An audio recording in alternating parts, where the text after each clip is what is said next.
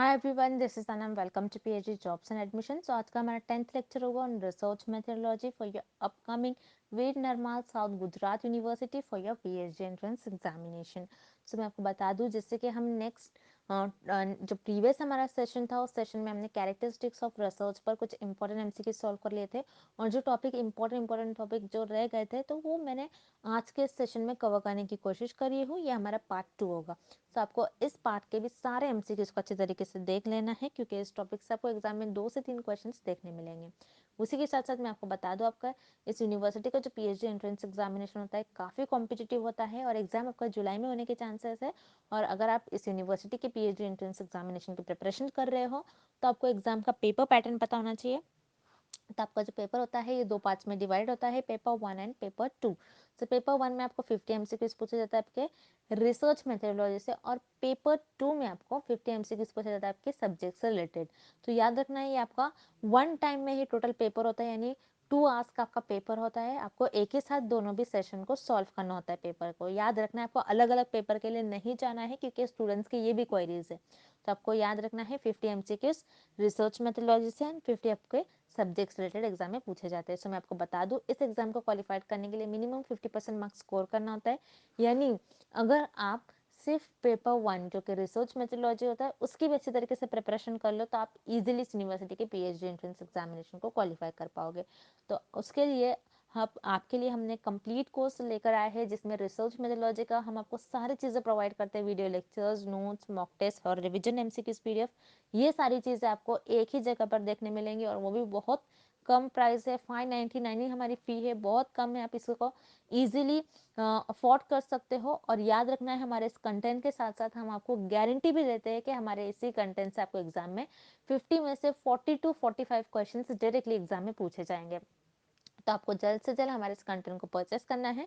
Purchase करने के लिए स्क्रीन पर जो आपको नंबर नजर आ रहा है उस नंबर पर व्हाट्सएप के थ्रू हमें कांटेक्ट करना है। याद रखना है, नॉर्मल कॉल इस नंबर पर नहीं लगेगा, आपको व्हाट्सएप पर ही इस नंबर पर हमें पहले मैसेज करना होता है।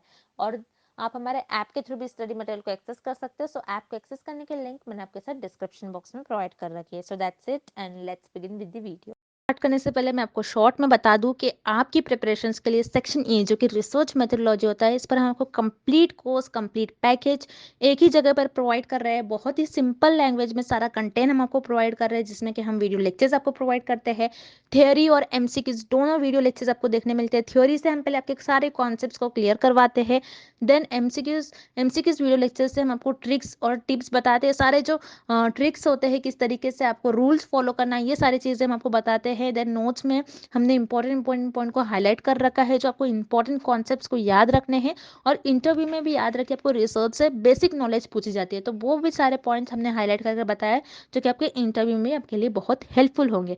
देन उसके बाद मॉक टेस्ट, 10 मॉक टेस्ट हम आपको प्रोवाइड कर रहे हैं, जिससे कि आपकी बहुत अच्छी तरीके से प्रैक्टिस होती है। आपको पता लगता है एग्जामिनेशन में किस तरीके से आपको एमसीक्यूज पूछा जाता है। And 1500 plus MCQs important MCQs है, जो कि ये रिवीजन पीडीएफ है। याद रखिएगा, एग्जाम में हमारे इसी कंटेंट से आपको डायरेक्टली 40 से 45 क्वेश्चंस पूछे जाएंगे। तो आपको जल्द से जल्द हमारे इस कंटेंट को परचेस करना है। परचेस करने के लिए स्क्रीन पर जो नंबर नजर आ रहा है उस नंबर पर व्हाट्सएप के थ्रू हमें कॉन्टैक्ट करना है। नॉर्मल कॉल इस नंबर पर नहीं लगेगा, और आप हमारे ऐप के थ्रू भी स्टडी मटेरियल को एक्सेस कर सकते हो। सो ऐप को एक्सेस करने के लिंक मैंने आपके साथ डिस्क्रिप्शन बॉक्स में प्रोवाइड कर रखी है। So that's it and let's begin with the MCQs. Example for scientific knowledge is. So students, इस क्वेश्चन में हमें फाइंड आउट करना है कि हमें किस ऑप्शन में साइंटिफिक नॉलेज का एग्जाम्पल गिवन है। So here scientific knowledge means ऐसी नॉलेज जो हमें मिलती है थ्रू डायरेक्ट ऑब्जर्वेशंस और बाय परफॉर्मिंग एक्सपेरिमेंट्स, उसे हम कहते हैं scientific knowledge. So let's look at option A, social beliefs. Social beliefs means society की बिलीव्स, वो चीजें जिन पर सोसाइटी बिलीव करती है। सो हियर जैसे for example existence of God, और you can say where do we go after death. So यहाँ पर इन सारी चीजों पर आप एक्सपेरिमेंट्स परफॉर्म नहीं कर सकते हो, और ना ही इनको डायरेक्टली ऑब्जर्व करते हो। That's why here option A is incorrect. Then option B, theology. Theology means the study on existence of God, और यू कैन से जो रिलीजियस बिलीव्स पर बेस्ड स्टडी होती है उसे हम कहते हैं थियोलॉजी। अगेन थियोलॉजी पर आप डायरेक्ट यहाँ पर आप ऑब्जर्वेशंस नहीं कर सकते हो, और ना ही इन सारी चीजों पर एक्सपेरिमेंट्स परफॉर्म करते हो. That's why here option B is incorrect. Then we have option C, laboratory and field experiments. So यहाँ पर yes, it is the example of scientific knowledge, जहां पर आप लैब्स या रियल लाइफ के फैक्ट्स पर बेस्ड एक्सपेरिमेंट्स परफॉर्म करते हो और उस चीजों को आप डायरेक्टली ऑब्जर्व करते हो. So here direct observations is very important in scientific knowledge. Okay, फिर जहां पर आप डायरेक्ट ऑब्जर्व करते हो, उस चीजों को एनालाइज करते हो, जहां पर आपको न्यू इंफॉर्मेशन और आप कुछ न्यू नॉलेज गेन करते हो. सो here option C is the right answer, laboratory and field experiments. Okay, next. A research instrument giving inconsistent results has. So students, इस क्वेश्चन में हमें फाइंड आउट करना है कि ऐसा इंस्ट्रूमेंट जो इनकंसिस्टेंट रिजल्ट देता है उसे हम क्या कहते हैं. सो हियर इनकंसिस्टेंट मीन्स, जैसे फॉर एग्जांपल, हम एग्जांपल के थ्रू समझते हैं. आपका एक्चुअल वेट है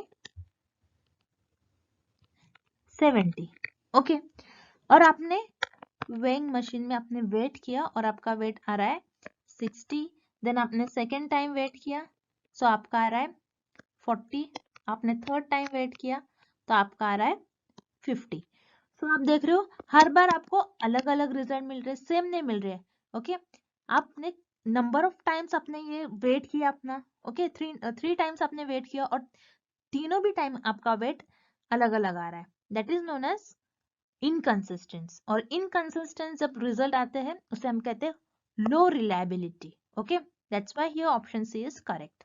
then we have option A, high reliability. High reliability means जहां पर आपको आपने जितने भी बार आप एक्सपेरिमेंट परफॉर्म करोगे आपको सेम ही मेजरमेंट आएगा. सो आपने यहाँ पर मेजर किया, आपने 3 टाइम्स मेजर किया और तीनों भी टाइम आपको आया 55, 55 and 55 weight. That means here ये मशीन जो है it is highly reliable. Okay, then we have option B, high validity. High validity means आपका actual weight 70 है और आपने वेट किया weighing machine पर, so आपका भी वेट आ रहा है 70. मीन्स यहाँ पर आपका एक्चुअल वेट 70 था एंड आपको जो रिजल्ट आ रहा है वो 70. मीन्स इक्वल वैल्यू आनी चाहिए. That's why it is known as high validity. लेकिन इस क्वेश्चन में हमें पूछा गया इनकंसिस्टेंट रिजल्ट हमें जब मिलते हैं, हम उस इंस्ट्रूमेंट को हम क्या कहते हैं. सो यस, जब इनकंसिस्टेंट रिजल्ट मिलते हैं मीन्स अलग अलग हर टाइम रिजल्ट मिलते हैं एक्सपेरिमेंट परफॉर्म करने के बाद, सो उसे हम कहते हैं low reliability. So here option C is the right answer. Moving on to the next question. A research problem is primarily chosen depending upon. So students, इस क्वेश्चन में हमें फाइंड आउट करना है कि हम रिसर्च प्रॉब्लम मेनली किस factors पर choose करते हैं. So here option C, availability of funds. No students, it is incorrect because उस रिसर्च में कितने मनी स्पेंड हो गया उस बेसिस पर हम रिसर्च प्रॉब्लम को चूज नहीं करते. यस, ये फैक्टर इंपॉर्टेंट होता है रिसर्च प्रॉब्लम को चूज करने के लिए, बट ये मेन फैक्टर नहीं होता है. Okay, this is very important. Here primarily word means main factor. ये मेन फैक्टर नहीं होता है किसी भी रिसर्च प्रॉब्लम को चूज करने के लिए. That's why here option C is incorrect.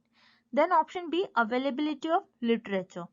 So here availability of literature means कुछ टॉपिक्स पर पहले से ही स्टडी हो गई है जिसकी इंफॉर्मेशन ऑलरेडी प्रेजेंट है आर्टिकल्स, जर्नल्स और पेपर्स में. Okay, so research problem choose करने के लिए जो पहले से ही स्टडी की गई है उन टॉपिक्स पर रिसर्च प्रॉब्लम चूज नहीं कर सकते. जैसे बिकॉज रिसर्च का मेन एम और यू कैन से गोल ही होता है कि कुछ न्यू प्रॉब्लम पर स्टडी करे और यू कैन से कोई न्यू एरिया को एक्सप्लोर करे. That's why here option B is incorrect. Then here option A, it's relevance. So yes, it is the correct option. So here relevance means वो research problem कितनी important होनी चाहिए. Okay, important और you can say कितनी useful और कितनी beneficial होना चाहिए. जैसे for example COVID disease.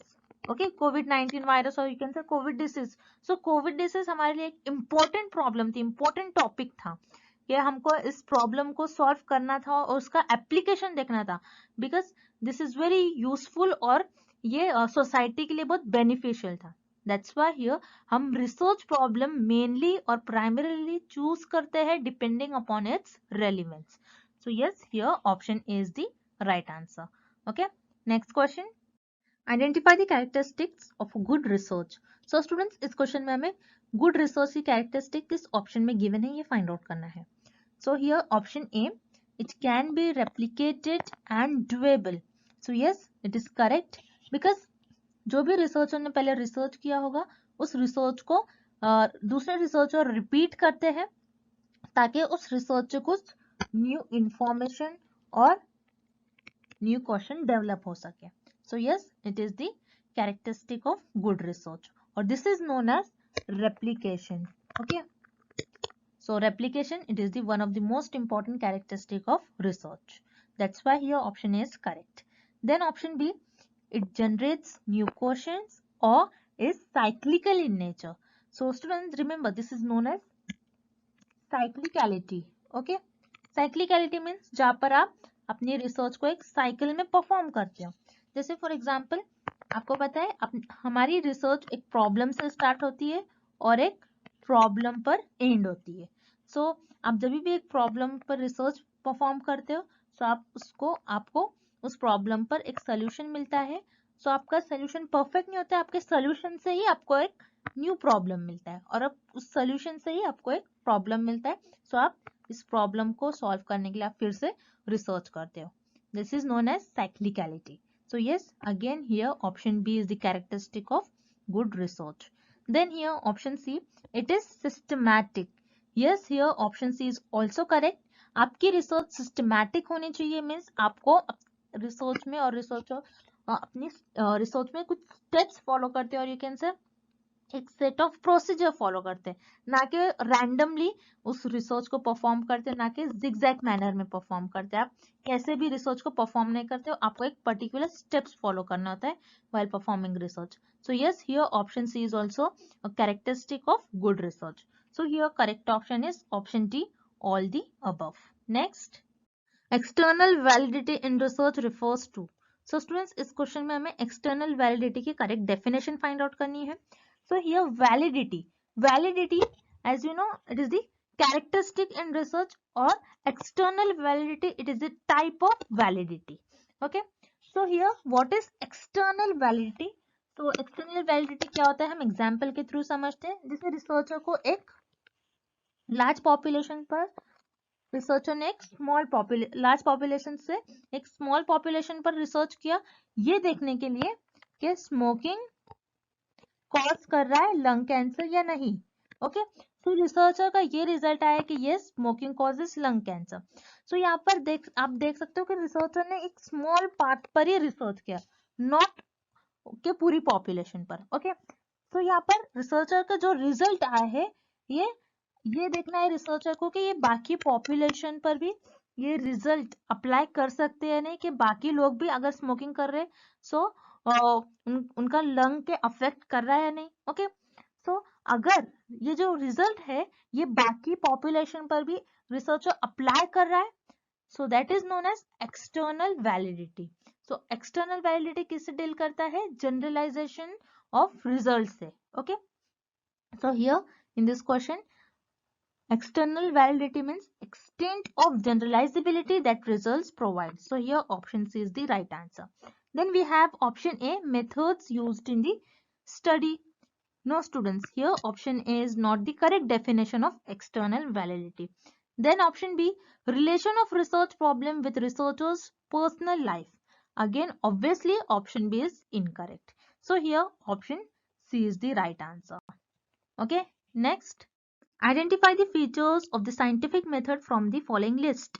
So students, इस क्वेश्चन में हमें scientific method के characteristic find out करने हैं.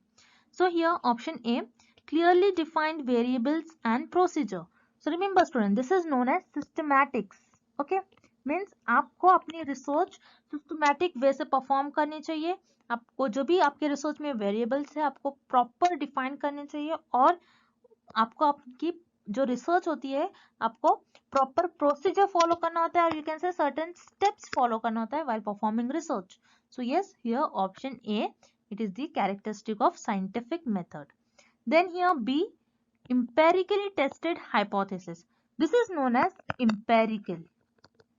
Okay. So students, here empirically tested hypothesis means आपको आपकी रिसर्च, आपके ऑब्जर्वेशंस के बेसिस पर आपको आपके हाइपोथेसिस को टेस्ट करना चाहिए, ना कि किसी की कही सुनी बातों पर आपको आपके हाइपोथेसिस को टेस्ट करना चाहिए. That's why here Option C is also a characteristic of scientific method. Then option C, linguistic justification of conclusions. So here linguistic means language. Okay, means आपको आपकी conclusions, आप जब भी आपके conclusions form करते हो तो आप आपकी language कैसे justify करते हो, कैसे, means it is not the part of scientific method, it is the part of report writing. Okay, that's why here option C is incorrect. So here correct option is option D. Both A and B are the characteristics of the scientific method. Okay. Next question. Identify the characteristics of a good research topic. So students, इस question में हमें ये find out करना है कि किस option में हमें गुड रिसर्च टॉपिक के फीचर्स गिवन है. So here option A, the topic is researchable. So yes, it is the characteristic of good research topic, जहाँ पर आपकी रिसर्च का टॉपिक ऐसा होना चाहिए जिस पर आप रिसर्च कर सके, ना कि आपका रिसर्च टॉपिक अनरिसर्चेबल होना चाहिए. जैसे फॉर एग्जाम्पल आपको अगर गॉड के बारे में फाइंड आउट करना है या फिर आपको सोल के बारे में फाइंड आउट करना है, सो आप इन टॉपिक पर आप रिसर्च नहीं परफॉर्म कर सकते हो, ना ही इन टॉपिक को आप डायरेक्टली ऑब्जर्व करते हो और ना ही इन टॉपिक पर आप एक्सपेरिमेंट्स परफॉर्म करते हो. ओके, दैट्स व्हाई हियर आपका जो रिसर्च टॉपिक होता है आप रिसर्चेबल होना चाहिए. Okay, that's why here option A is the right answer. Then option B, the topic is interesting. So yes, again here option B is also the characteristic of good research topic, जहाँ पर आप जो भी research अपनी research में जो topic choose करते हैं वो इंटरेस्टिंग होना चाहिए. बिकॉज आपका जो रिसर्च होता है वो एक दिन 2 दिन का नहीं होता है, आपको 3 to 4 years आपको आपके रिसर्च में देना पड़ता है, आपके PhD प्रोग्राम में देना पड़ता है. इसीलिए आपका जो रिसर्च टॉपिक होता है आपके इंटरेस्ट के बेसिस पर होना चाहिए. Then here option C, the topic is significant. So here significant means beneficial. Okay, means आपका जो रिसर्च टॉपिक है वो सोसाइटी के लिए बेनिफिशियल होना चाहिए, हेल्पफुल होना चाहिए, यूजफुल होना चाहिए. That's why here option C is also the characteristic और you can say feature of good research topic. So here option D is the right answer because here all the 3 options are the feature of good research topic. Next question. A research finding is authentic if it's. So students, इस question में हमें find out करना है कि हमारी research finding को हम true कब कहेंगे. Okay, so here authentic means true और you can say research finding हमारी सही कब होगी. So let's see option A, valid. Valid, so yes, आपकी रिसर्च फाइंडिंग वैलिड होनी चाहिए. मीन्स आपको जो एक्चुअल में मेजर करना था कि आपकी रिसर्च उस चीज को एक्चुअल में मेजर कर पा रही है. सो अगर वो मेजर कर पा रही है that is known as valid. So yes, आपकी रिसर्च फाइंडिंग वैलिड होनी चाहिए. Then here option B, objective.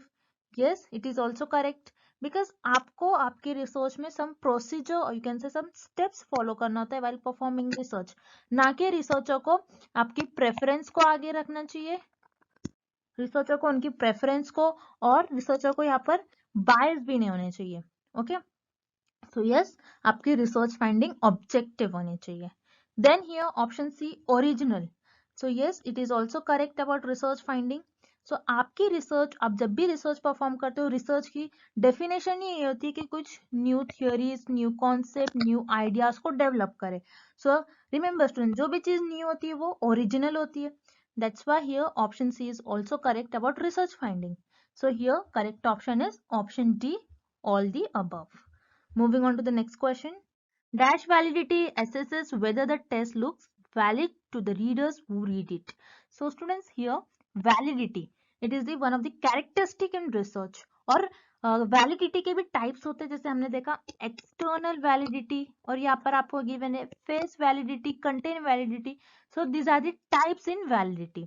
Okay, so here इस क्वेश्चन में हमें फाइंड आउट करना है कि ऐसा मैटर और ऐसा कंटेंट जिसके अपीयरेंस से ही और जिसको देखते ही आप गेस कर लेते हो ये किस सब्जेक्ट से रिलेटेड है. सो उस वैलिडिटी को हम क्या कहते हैं. सो हम एग्जाम्पल के थ्रू समझते हैं. जैसे फॉर एग्जाम्पल यहाँ पर आपको एक टेस्ट टीचर ने दिया है और यहाँ पर कुछ ऐसे टर्म्स गिवन है आपको. Okay, sin theta plus cos theta. So यहाँ पर आप इस टेस्ट को देखते ही आप बता दोगे कि ये मैथ्स का टेस्ट है. ओके, तो जहां पर आप कोई मैटर को देखते ही आप गेस कर लेते हो ये कौन से सब्जेक्ट से रिलेटेड है, that is known as face validity, जिसके आप अपीयरेंस से ही आप गेस कर लेते हो। Whereas what is content validity? Content validity means यहाँ पर आपको टीचर ने दिया है कि ये एल्जिब्रा का टेस्ट है, लेकिन आप यहाँ पर देख रहे हो sine theta cos theta, it is related with trigonometry, that means ये जो है ज्योमेट्री से रिलेटेड है, ज्योमेट्री सब्जेक्ट के टर्म से। ओके, सो यहाँ पर टीचर ने आपको टेस्ट एल्जिब्रा का दिया है, लेकिन कंटेंट तो ज्योमेट्री का है, दैट मीन्स यहाँ पर कंटेंट इनकरेक्ट है। सो जब कंटेंट इनकरेक्ट होगा that is known as content validity. Okay, so yes, आप ऐसा मैटर और ऐसा कंटेंट जिसको आप देखते ही गेस देखते ही गेस करते हो, उसके अपीयरेंस से ही जानते हो कि किस सब्जेक्ट से रिलेटेड है, that is known as face validity. So here option A is the right answer. Next question. Which of the following indicators best indicates the credibility of the published research?